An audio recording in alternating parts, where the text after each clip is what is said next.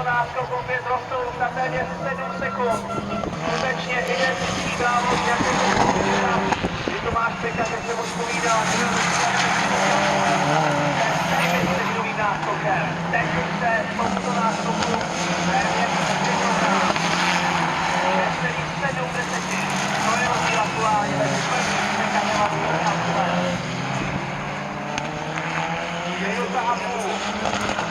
Takže to vypadá, že teď je v předposledním kole. Ještě největší pravděpodobností